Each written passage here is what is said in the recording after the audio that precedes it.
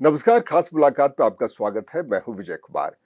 Confederation of voluntary association के founder और executive director doctor Syed Mazhar Hussain आज खास मेहमान के तौर पर हमारे साथ हैं। मजहर साहब सामाजिक तौर पर बहुत एक्टिव हैं और कई सामाजिक संस्थाओं के अलावा राज्य और केंद्र सरकार की एडवाइजरी कमिटीज में, इसके अलावा जो साउथ एशिया के विभिन्न फोरम हैं उससे भी ये गहरे जुड़े हुए हैं। गुड गवर्नेंस को लेकर के इन्होंने काफी कुछ काम किया है और हम सीधे इनसे मुखातिब होते हैं। वजीर साहब, बहुत बहुत स्वागत है आपका। Thank you very much for having me and my greetings to all our viewers. बहुत शुक्रिया विजय साहब। जी सर, सबसे पहले तो जिस तरह का आपका सामाजिक गतिविधियों का दायरा है, आप बहुत बड़े पैमाने पर काम कर रहे हैं। इंटर कंट्री रिलेशंस को लेकर के भी और विभिन्न मंत्रालयों से जुड़े हुए हैं। अभी कौन कौन से बड़े इश्यूज हैं जिस पर आपका फोकस है? अब अभी आज जो है हम बेसिकली 3 इश्यूज पे काम कर रहे हैं। वैसे तो कई हैं। जी। सबसे पहले तो हमारा एक government of Telangana education department के साथ मिलके एक प्रोग्राम हम लास्ट ईयर भी पायलट शुरू करे थे, कंपैशनेट सिटीजनशिप बोल के। ये जो है हमारे स्कूल का जो एजुकेशन सिस्टम है, इसमें हम बच्चों को जो है प्रोफेशनल्स बनाने के चक्कर में है, एफिशिएंट डॉक्टर्स, इंजीनियर्स, मगर कोई ये नहीं सोचता कि हम इनको इंसान भी बनाना है अच्छे। तो हम इसके ऊपर एक पूरा एक कोर्स डेवलप किए हैं कोवा की तरफ से, जिसमें हम जो है बच्चों में पर्सपेक्टिव एंड एटीट्यूडनल ट्रांसफॉर्मेशंस ला रहे हैं। तो ये जो है सक्सेसफुल रहा है। Government of Telangana education department इसको अपने करिकुलम में ले रही है। लास्ट ईयर हम 130 स्कूल्स के साथ किए थे, ये साल 600 स्कूल्स के साथ कर रहे हैं। और गवर्नमेंट का तो ये मानना है कि जो 29,000 स्कूल्स है पूरे तेलंगाना में, ये सब में धीरे धीरे बढ़ाएंगे। इससे होगा ये कि बच्चों को तालीम के साथ, एजुकेशन के साथ उनको जो है वैल्यूज भी मिलेंगे to become good human beings. ये एक बड़ा हमारा प्रोग्राम है। और फिर दूसरा जो है, हम एक बेसिक कोवा स्टार्ट हुआ था कम्युनल राइट्स रुकाने के लिए। तो हम जो है एक अभी से फिर हम काम शुरू कर रहे हैं हैदराबाद में भी और दूसरे भी स्टेट्स में, कि दंगे बस्तियों में नहीं होनी चाहिए। क्योंकि बस्ती में जब दंगा होता है, वो हिंदू मुसलमान बाद में मरता है, गरीब आदमी पहले मरता है। आप देखेंगे जहाँ पे भी है दंगा जो है अमीर इलाकों में नहीं होता है, गरीब बस्तियों में ही होता है। हमारा पूरा फोकस उसी में रहा है। और तीसरा हमारा एक जो मेजर काम हम 1.5 साल पहले शुरू किए हैं, वो डी वेपनाइजेशन ऑफ रिलीजन्स। ये आजकल जो है हर रिलीजन हथियार बन गया है। तो हम इस पे कोशिश कर रहे हैं कि उसी रिलीजन से उसके जो बड़े वो हैं रिलीजियस लीडर्स हैं, वो जो है अपने जो रिलीजन में जो अब्यूज़ हो रहा है, मिसयूज़ हो रहा है, उसको रेक्टिफाई करेंगे। और वही कर सकते हैं, दूसरे रिलीजन वाले नहीं बोल सकते हैं। और अगर जब ये हो जाता है तो हमारी सोसाइटी वाकई एक इंसानों की सोसाइटी बन जाए। सर, ये जो आपने बताया वो एक बड़े पर्सपेक्टिव में बात करें तो गुड गवर्नेंस के अंदर काफी कुछ हद तक के मामले आते हैं। आप गुड गवर्नेंस को लेकर के भी सरकार से बहुत क्लोज रहे हैं, जो मशीनरी है, जो ब्यूरोक्रेट्स हैं, जो बड़े पॉलिटिशियन हैं। तो ये गुड गवर्नेंस आम लहजे में लोगों को समझाने के लिहाज से कैसे डिफाइन करेंगे इस वर्ड को? तब ये गुड गवर्नेंस जो है एक आजकल एक बज़वर्ड बन गया है। और इसका जो है आम तौर पे सोच ये है कि अच्छी सरकार, गुड गवर्नेंस मतलब अच्छी सरकार देना है। और इसमें जो है ये एक मोर देन एनीथिंग एल्स ये पोल प्रोमिसेस के जैसा लिया जा रहा है। जब इलेक्शन होता है, जब बोलते हैं हम गुड गवर्नेंस देंगे एंड ऑल दैट, मगर अनफॉर्चुनेटली ये गुड गवर्नेंस जो है सिर्फ आम लोगों के लिए भी, पॉलिटिशियन के लिए भी, मीडिया के लिए भी, it is reduce to delivery of services. हम क्या सर्विसेज हम डिलीवरी कर रहे हैं, हम कैसी करेंगे, किस लिए करेंगे, किसके लिए करेंगे, ये जो है अंडरस्टैंडिंग ऑफ गुड गवर्नेंस बना है, जो कि बिल्कुल गलत है। आप अगर से देखेंगे core objective of good governance जो है वो सोसाइटी में कैसे बदलाव लाएं, कैसे डेवलपमेंट करें, सबके लिए कैसे काम करें। इसके 6 मेरे हिसाब से कई रहते हैं, बट 6 इसेंशियल प्रिंसिपल्स है गुड गवर्नेंस के। सबसे पहला तो जो है पार्टिसिपेशन। पॉलिसी जो है जो बनना है उसमें पब्लिक का, पीपल्स पार्टिसिपेशन ज़रूरी है। अगर पीपल्स पार्टिसिपेशन नहीं है तो वो डेमोक्रेसी नहीं हो सकती है पॉलिसी में, सबसे पहली बात। दूसरा जो है इम्पार्शियलिटी, हर एक के लिए सिमिलैरिटी होनी चाहिए। तीसरा अगर से आप देखेंगे इक्विटी, सबके लिए बराबर समानता। और फिर उसके बाद जो है आपको रूल ऑफ लॉ। और आपको जो है ट्रांसपेरेंसी और अकाउंटेबिलिटी। बट अनफॉर्चुनेटली आज आप अपने सोसाइटी का आप जो देखेंगे, अपना असेसमेंट करेंगे, ये किसी भी पैरामीटर पे हम सक्सेसफुल नहीं हैं। नहीं। और हम फेलियर इसलिए है कि 5 जो है हमारे इदारे होते हैं, इंस्टीट्यूशंस होते हैं जो इसको मॉनिटर करना है। पहला तो जो है आपको खुद गवर्नमेंट है, government should ensure these things. दूसरा वाला है जुडिशरी, तीसरा है ब्यूरोक्रेसी, चौथा है आपको मीडिया। मीडिया का भी बहुत बड़ा रोल है, बट आज क्या मीडिया हो गया आप सब देख रहे हैं, सब हम समझ रहे हैं। और पांचवा civil society. Unfortunately civil society भी जो काम करना है वो नहीं कर रही है। काफ़ी सिविल सोसाइटी अपने आप को सिर्फ चैरिटी के काम में लगा दी है, वो सोसाइटी के डेवलपमेंट के लिए नहीं है। और मैं समझता हूँ ये हमारा बहुत बड़ा फेलियर है। जब तक हम essence of governance, good governance नहीं समझेंगे, व्हाट इज गवर्नेंस नहीं समझेंगे, हमारे सोसाइटी में गुड गवर्नेंस नहीं आ सकता। सर, आपने बड़ी अच्छी बताई बात और जाहिर तौर पर लोगों के जहन में उतरी भी होगी, लेकिन आम जो परसेप्शन है, जो आम जनता का परसेप्शन है कि उनका काम वोट डालना है और सारी की सारी जिम्मेदारी नेताओं पर है। नेता उनके हिसाब से नीतियां बनाएंगी, ऑफिसर उनको इम्प्लीमेंट करेंगे, अगर दिक्कत आती है कोर्ट का इंटरवेंशन होगा, कहीं खुलासे करने हो तो मीडिया इन्वॉल्व हो जाएगा, सिविल सोसाइटी अगर एक्टिव होती है तो उन पर एलिगेशन लगता है कि इनका हिडन कोई पॉलिटिकल मोटिव हो। तो ये जो घालमेल चल रहा है, इससे बाहर निकलने का कोई रास्ता हो सकता है क्या? इन इंस्टीट्यूशंस पर अगर भरोसा न करते हुए क्या विकल्प हो सकते हैं? आप बिल्कुल सही फरमाएं कि जो है ये आम आदमी ये नहीं समझता क्या इम्पोर्टेंस है पॉलिसी में इंटरवेंशन करने का, पॉलिसी बनाने में। हम ये जनरली ये थिंकिंग आ गई है, हम 5 साल में एक वक्त जाएंगे, वोट डालेंगे and that's the end of the story, which is totally wrong. और ये सब लोग ये चीज़, ये कॉन्सेप्ट और ये प्रैक्टिस प्रमोट कर रहे हैं। आपको गुड गवर्नेंस के लिए एक प्रॉपर इकोसिस्टम चाहिए होगा। वो इकोसिस्टम में सबसे पहले तो ये है कि आम आदमी को आपको प्रोविजन होना चाहिए, फैसिलिटी होना चाहिए कि वो ये पॉलिसी मेकिंग में हिस्सा ले। अगर पॉलिसी मेकिंग में आम आदमी हिस्सा नहीं लेता है तो ना वो डेमोक्रेसी है, ना गुड गवर्नेंस पॉसिबल है। और आप ये अपने को कोई एक अजीब और गरीब या नायाब या इम्पॉसिबल चीज़ नहीं है। आप अगर से देखेंगे, इसके लिए प्रोविज़न ऑलरेडी हमारे कॉन्स्टिट्यूशन में है, आर्टिकल 243 ऑफ द कॉन्स्टिट्यूशन। और उसके बाद फिर जब नहीं चल रहा था तो 74th अमेंडमेंट जो लाए गए, उसमें यह है कि आप गांव में ग्राम सभा और शहरों में मोहल्ला सभा, मोहल्ला कमेटी, जो भी डिसीजन होना है वो यहाँ पे होना है। ये है कॉन्स्टिट्यूशन में, मगर ये कहीं होता नहीं है। Unfortunately all over the country यही प्रॉब्लम है। तो सबसे पहला प्रॉब्लम यह है कि हम हमारे कॉन्स्टिट्यूशन का जो कोर है, जो बेसिक प्रिंसिपल है, वही फॉलो नहीं कर रहे हैं। और आम आदमी समझता नहीं है ये इसका प्रोविज़न और इसका पावर, उसको कितना पावर है। तो खाली 5 साल में वोट देते हैं, उसके बाद हर चीज़ जो है पॉलिटिशियंस और ब्यूरोक्रेट्स कर लेते हैं। दूसरा जो कसूर है, जिसमें सबका कसूर है, इंक्लूडिंग ज़्यादा मैं समझता हूँ आम लोगों का भी कसूर है, कि हम इसेंशियली हमारी कोर आइडेंटिटी जो है वो सिटीज़न की है।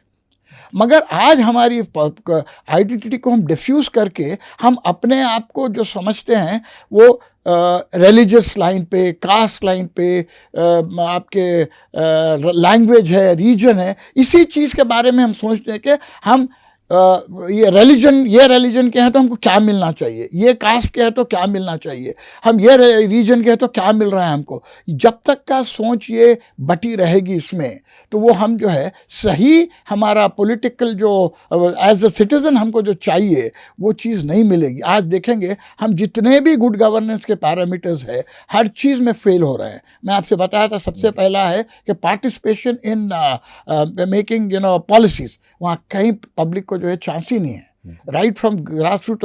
दूसरा जो है आपको इक्विटी एंड इक्वालिटी। आप देखेंगे इक्विटी इक्वालिटी में आपको आज जो जितनी दरार बढ़ रही है गरीब और अमीर में, जो डिस्टेंसेस आ रहे हैं, ये again because wrong concept of our own citizenship and no good governance. तीसरा और ज़्यादा इंपॉर्टेंट जो है वो इम्पार्शियलिटी। सोसाइटी में डेमोक्रेसी में इम्पार्शियलिटी होनी चाहिए, जो आज मिसिंग है। इम्पार्शियलिटी आपको जो है इन टर्म्स ऑफ सर्विसेज आपको जो मिल रहे हैं, या इम्पार्शियलिटी आपको जो है पुलिस से, इम्पार्शियलिटी आपको कोर्ट से, हर जगह फेल हो रहा है। आप देखिएगा डिफरेंट कम्युनिटीज़ के लिए डिफरेंट पैरामीटर्स यूज़ हो रहे हैं। गवर्नमेंट भी यूज कर रही है और पुलिस तो कई जमाने से यूज करती है, दलित के लिए अलग, माइनॉरिटीज के लिए अलग, और आजकल अनफॉर्चुनेटली जुडिशरी में भी आ गया है। तो ये जो है, ये जब तक रहेगा हम आगे नहीं बढ़ सकते हैं, एक हमारी सोसाइटी। तो ये डिविजन्स को हम निकाल के जब तक हम आइडेंटिटी से आगे ऊपर नहीं जाएंगे, तो ये हमारे लिए कोई रास्ता नहीं है। मैं तो ये भी बोलूँगा कि आज हम जो मणिपुर में जो देख रहे हैं, जो दंगे फिसाद, ये ओनली बिकॉज आइडेंटिटी पॉलिटिक्स इतनी हावी हो गई है कि सेंस ऑफ सिटीजनशिप नहीं है, और ये चीज़ धीरे धीरे पूरे हमारे देश में फैल रही है और कई दुनिया के दूसरे भी कंट्रीज़ में फैल रही है।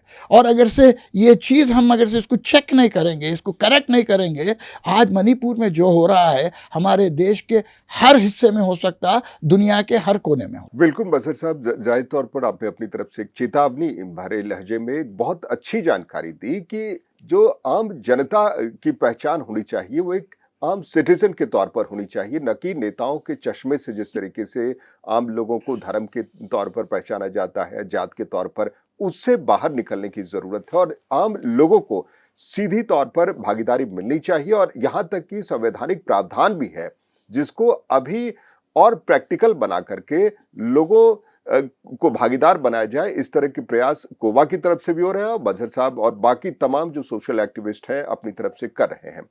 मजहर साहब, एक और बात है कि तेलंगाना में सरकार स्थापना दिवस को लेकर के एक इवेंट, बहुत सारे कार्यक्रम तैयार करती है, तो उसमें एक इवेंट रविवार के दिन मनाया जा रहा है। गुड गवर्नेंस को लेकर के तमाम तरह के इवेंट्स किए जाएंगे और दावे किए जाएंगे। तो अगर स्पेसिफिक तेलंगाना सरकार के गुड गवर्नेंस को इवेलुएट करने के लिए कहा जाए तो आप किस तरह करेंगे? तो देखिए, ये वेदर तेलंगाना गवर्नमेंट है या जो भी है, जी, मैं समझता हूँ आज के तारीख में हमारे पास वो इकोसिस्टम ही नहीं है गुड गवर्नेंस देने का। आप कुछ भी बात करेंगे, आप उसको गुड गवर्नेंस को आप अगर से ये मानते हैं कि हम ये उसमें इलेक्शंस में ये प्रॉमिस करे थे, हम ये दे रहे हैं, हम जो है इनको इतना, ये कम्युनिटी को इतना फ़ायदा पहुंचाएं, ये कम्युनिटी के लिए ये करे हैं, वो मेरे हिसाब से गुड गवर्नेंस नहीं है। गुड गवर्नेंस वही है जहाँ पे जो है आप लोगों की भागीदारी ले रहे हैं, जो भी पॉलिसी आप बना रहे हैं।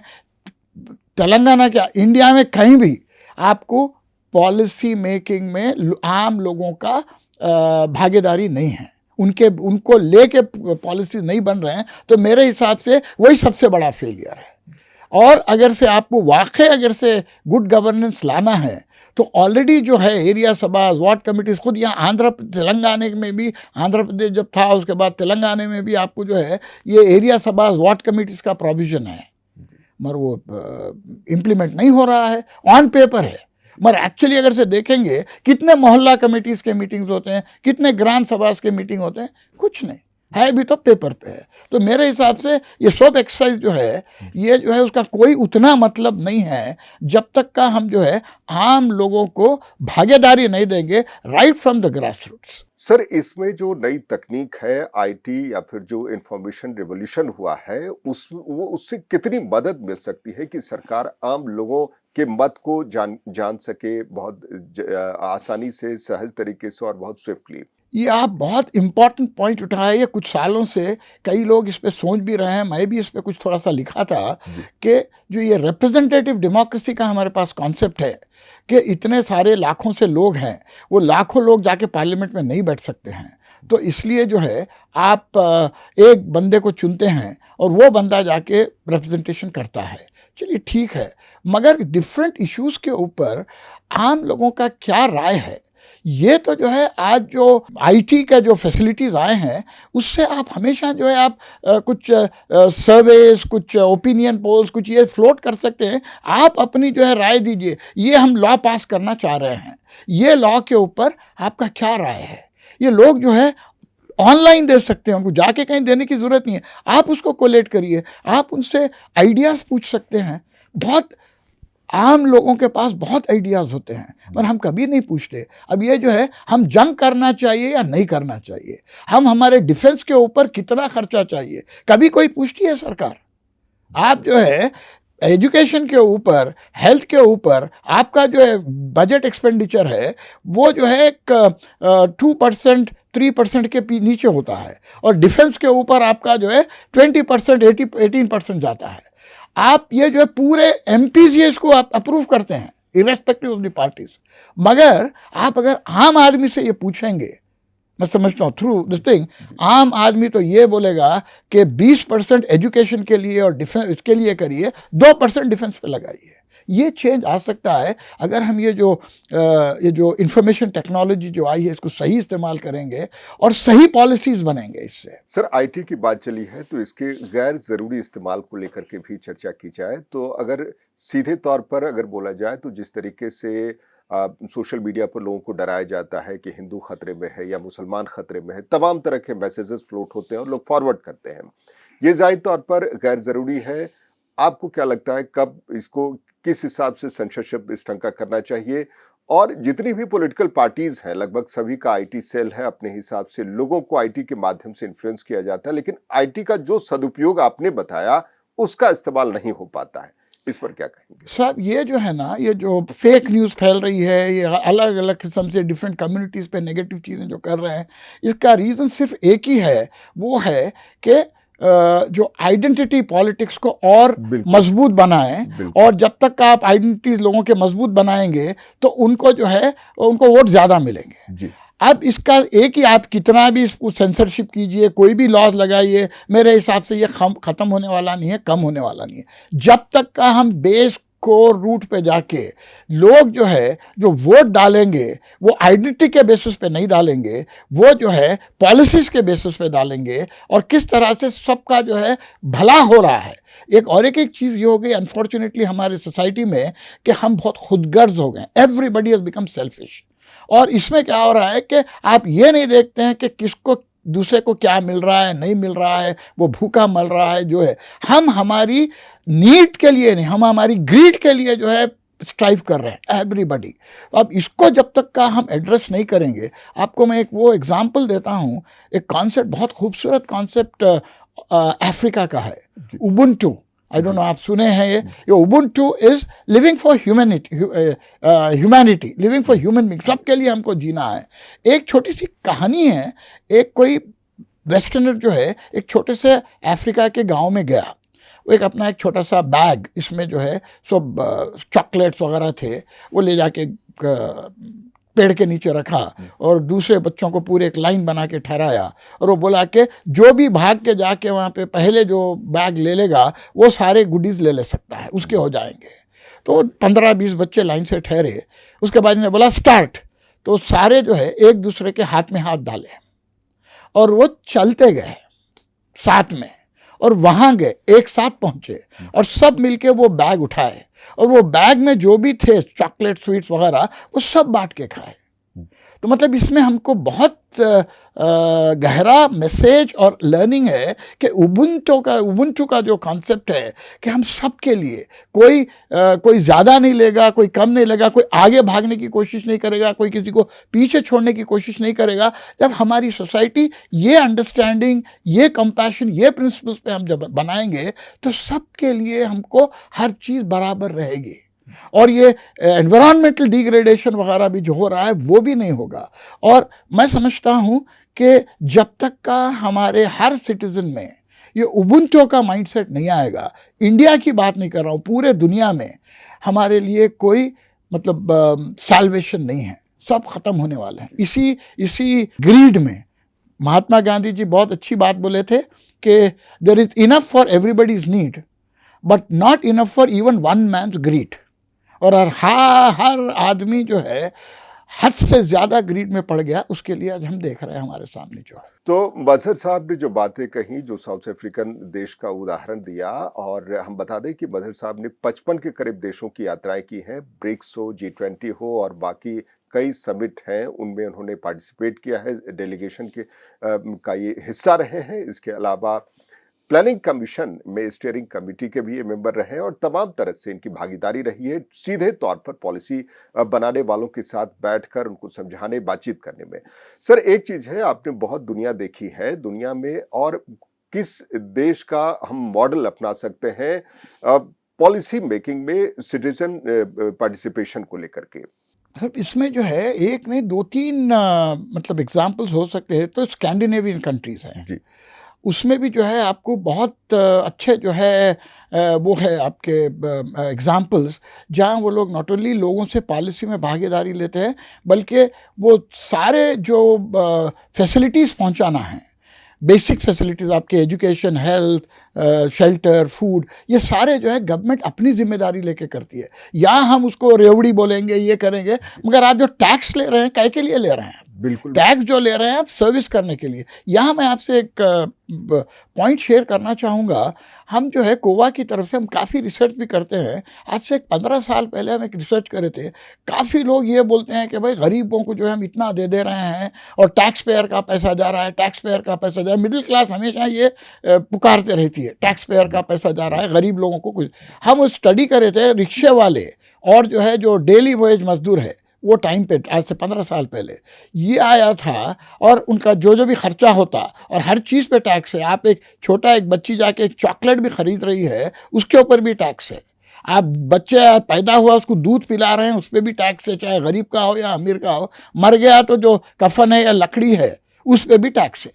तो ये जो हम कैलकुलेट करे थे, उसमें ये आया था कि जब उस टाइम जो है 3,600 रुपये का जो है उनका महीने का खर्चा था 15 साल पहले, आज तो बढ़ गया होगा, और उसमें वो लोग 14% टैक्स दे रहे थे, गरीब लोग। तो 400 के ऊपर का जो है वो हर गरीब आदमी टैक्स दे रहा था। तो सोचिए उसको आप कितना जो है आप ये 5 किलो चावल दे रहे हैं, ये कितने का होगा? वो 400 रुपये से तो कम का है। तो वो उनका हक है, बिल्कुल। उनका वो जो है उसके लिए पे कर रहे हैं, फ्री में नहीं मिल रहा है। तो ये जो वेस्टर्न कंट्रीज जो है ये चीज़ रियलाइज़ करके अपने प्रोग्राम्स में, अपने पॉलिसीज़ में ये इनकॉर्पोरेट कर रहे हैं। और एक जो है ब्राज़ील में भी जो है ये पार्टिसिपेटरी बजटिंग का एक कॉन्सेप्ट वो लोग इंट्रोड्यूस करे हैं, जिसमें वो आम लोगों को बिठा के, जैसे कि म्युनिसिपल बजट बनना है तो उनसे जो है मशवरा करते हैं, और उसके बाद बजट बनता है, लोकल बजट बनता है। हमारे पास कभी हम सोच सकते हैं? बिल्कुल, ये जो हमारी लीडरशिप है, उनको लगता है कि आम जनता एक एलीट क्लास बन जाते हैं वो जब जीत करके आते हैं तो। और सर एक चीज़ हमारे हिंदुस्तान में दिक्कत है, अगर यूएसए से तुलना की जाए वेस्टर्न कंट्री से, कि हमारे यहाँ पुख्ता सोशल सिक्योरिटी का अभाव है। सरकार नीतियाँ बना देती है कि चलो भाई आप बुजुर्ग हो तो आपको वृद्धा पेंशन मिलेगा, लेकिन एक थोड़ा-सा पैसा जिससे जीवन यापन मुश्किल है। अगर सरकार ने हेल्थ फैसिलिटी प्रोवाइड की है, गारंटी देती है कि आपका इलाज हो जाएगा, लेकिन वो इलाज इतना पुअर इंफ्रास्ट्रक्चर में होता है कि लोग भरोसा ही नहीं कर पाते हैं वहां जाना। शिक्षा की बात है कि शिक्षा का अधिकार मिला, लेकिन स्कूल में इंफ्रास्ट्रक्चर नहीं है। इससे उबरने में हिंदुस्तान को कितना वक्त लग सकता है? सब इसमें सदियां लग सकते हैं, ये जो है 5 साल में भी हो सकता है। ये सिर्फ और सिर्फ आम लोगों की शऊर पे है। उनमें अगर से ये समझ आ जाती है, और मैं फिर आपको वापस ले जाऊंगा कि peoples participation in policy making. अगर लोग जो है पॉलिसी मेकिंग में आके वो पॉलिसी बनाते हैं, तो जब ही वो पॉलिसी को वो मॉनिटर कर सकेंगे कि कितना हम जो पॉलिसी बोले हैं वो कितना जो है वो इफ़ेक्टिवली मतलब इम्प्लीमेंट हो रहा है। फिर उसके बाद वो जो सरकारें हैं उनको जो वोट डालेंगे, वो हिंदू मुस्लिम, तेलंगाना, आंध्रा या रीजनल या लैंग्वेज इसके ऊपर नहीं डालेंगे, बल्कि वो किस तरह से पॉलिसी मेकिंग में हमको हिस्सा लेने दे रहे हैं, और हम जो पॉलिसी बना है उसका इम्प्लीमेंटेशन कैसा कर रहे हैं। इसके बेसिस पे अगर से लोग वोट डालने लगेंगे और अपना जो है असर्शन करेंगे, तो जब तक सिटीजन्स असर्शन नहीं होगा तो ये हम इसी भंवर में फंसे रहेंगे और नीचे नीचे जाते रहेंगे। आप देखेंगे हमारे में इसमें सोसाइटी में पिछले एक 20-25 साल में, पहले भी शायद होता था, बट कोई इम्प्रूवमेंट नहीं है। मतलब वो मटेरियल इम्प्रूवमेंट दिख रहा है आपको, मगर हमारे डेमोक्रेसी की मैच्योरिटी जो है वो कम से कम होते चले जा रही है। हमको आज टाइम है कि हम हमारी डेमोक्रेसी को सेव करना है और इसको जो है मैच्योर बनाना है। और इसमें मैं जो है, I am sorry for saying this, मैं सिविल सोसाइटी के साथ जुड़ा हुआ हूँ, बट सिविल सोसाइटी का भी बहुत बड़ा रोल रहना चाहिए और बहुत बड़ा फेलियर है, क्योंकि फिर सिविल सोसाइटी अपने आप को जो है सोसाइटी बदलने के लिए, लोगों में शऊर लाने के लिए जो काम करना चाहिए, उसके बगैर सिविल सोसाइटी एक चैरिटी गिवर हो गई है। लोगों से पैसे लेते हैं, जाके मतलब डोनर से लेते हैं, लोगों में पैसे या जो भी अनाज बांट देते हैं, उससे लोगों को आप भिखारी बना रहे हैं, खुद मुख्तार नहीं बना रहे हैं। तो जब तक सिविल सोसाइटी भी अपने रोल को नहीं समझेगी, चेंज नहीं करेगी, ये चेंज आने वाला नहीं है, डेमोक्रेसी मैच्योर होने वाली नहीं है। मजहर साहब, जिस तरह की आपने बातें बताई, तो जाहिर तौर पर जो पॉलिसी मेकर है वो अपने तरीके से अपने अंदाज में लेंगे, और बहुतायत संख्या आम लोगों का है जो सीधे तौर पर सिविल सोसाइटी से कनेक्टेड रहती है। लेकिन हिंदुस्तान में क्या है कि सिविल सोसाइटी एक तो आम लोगों को मोबिलाइज नहीं कर पाती है। आपने डोनेशन तक सीमित रहने की बात बताई, ये एक व्यावहारिक पक्ष है इसका, लेकिन मोबिलाइज करना बड़ा मुश्किल होता है, और खुदा न खास्ते अगर मोबिलाइज कर लिया तो सिविल सोसाइटी वो पॉलिटिकल पार्टी में तब्दील हो जाती है। तो इस पर क्या कहेंगे, कैसे हम लोगों को मोटिवेट करें सिविल सोसाइटी फॉर्म करने के लिए और सरकार पर प्रेशर बनाने के लिए? देखिए, जब हम अंग्रेजों के गुलाम थे, तो जब जो है एक कॉन्शियसली एक मूवमेंट स्टार्ट हुआ था, फ्रीडम मूवमेंट, वो छोटे धीरे से स्टार्ट हुआ था, फिर बाद में वो बड़ा शेप लिया जब तक का हमको आज़ादी नहीं मिली। अब आज ज़रूरी है उसी तरह का, वो सिविल सोसाइटी मूवमेंट था जी, वो कोई पॉलिटिकल मूवमेंट नहीं था to Civil begin society with, it was a civil society movement. और आज जो आज़ादी अंग्रेज़ों से लेने की थी, आज जो है वो गुलामी से हम आज़ाद हो गए हैं, मगर ये जो सिस्टम की गुलामी है, ये जो आइडेंटिटी की गुलामी कर रहे हैं, आज हम वो महाराजा या राजा की गुलामी से निकल के आइडेंटिटी पॉलिटिक्स, आइडेंटिटी की गुलामी में आ गए। आज हमको एक ऐसा सिस्टम ऐसा मतलब मूवमेंट निकालना है जो हमको आइडेंटिटी की गुलामी से निकाल के हमको सही सच्चा सिटीजन बनाएगा। और जब तक का ये नहीं होगा, और ये जो है ये कोई एक लेक्चर से, एक प्रोग्राम से या एक उससे नहीं होगा, ये तो एक बहुत बड़ा मूवमेंट होना चाहिए जिसमें पूरे सिविल सोसाइटी के लोग, जितने भी एकेडमिशियंस है, पढ़े लिखे लोग हैं, जर्नलिस्ट है, मीडिया है, जब तक इसके साथ नहीं जुड़ेंगे और ये लोगों में ये शऊर नहीं लाएंगे, वो अवेयरनेस नहीं लाएंगे, you have to become a citizen, assert yourself as a citizen and demand your rights as a citizen, not as on the basis of your caste, religion and all that। भाई, ये बहुत बड़ी लड़ाई है। आज़ादी की लड़ाई भी जो है 100 साल से बढ़ के चली थी, ये शायद आई डोंट नो कितना लगेगा, मगर मैं तो बहुत मानता हूँ कि हम मिल के अगर से करेंगे तो ये होगा, और जल्द भी हो सकता है। हमको लोगों को ये भिखारी से निकाल के, आज सर्विस डिलीवरी के ऊपर बैठे हुए, हमको इतना पैसा दे रहे हैं, इतना चावल दे रहे हैं, भिखारी बना दिए हम हमारे सिटीजन्स को। वो भिखारी से निकाल के उनको जो असर्टिव सिटीजन बनाएंगे, खुद मुख्तार बनाएंगे कि उनका राइट है ये सब चीज़ों के ऊपर, जब तक हम वो मुकाम पे नहीं पहुंचेंगे, हमारी सही आज़ादी नहीं है। तो बिल्कुल मजहर साहब ने बताया कि जिस तरह से अंग्रेजों के ज़माने में सिविल सोसाइटी मूवमेंट हुआ था, वैसा ही एक पुख्ता क्रांति या रिवॉल्यूशन की आवश्यकता है, और इसमें सबसे बड़ी भागीदारी होगी उन पढ़े लिखों को, जो सीधे तौर पर उनको मिलना होगा, लोगों से कनेक्ट करना पड़ेगा। उनमें प्रोफेसर्स हो सकते हैं, डॉक्टर्स, जर्नलिस्ट और बाकी सारे लोग जो जिनकी समझ अच्छी है, बेहतर है, वो जनता को समझा सकते हैं। और इस तरह का अगर वाकई लोग जागेंगे तो हमारे नेता चेतेंगे भी, जो लीडरशिप में है उनको समझ आएगी कि हम बिना आम लोगों से मत लिए कोई भी अनर्गल फैसला नहीं कर सकते, न फैसला इस तरह का थोप सकते हैं। तो मजहर साहब, बातचीत के लिए बहुत बहुत शुक्रिया। Thank you very much sir, thank you, it's a pleasure.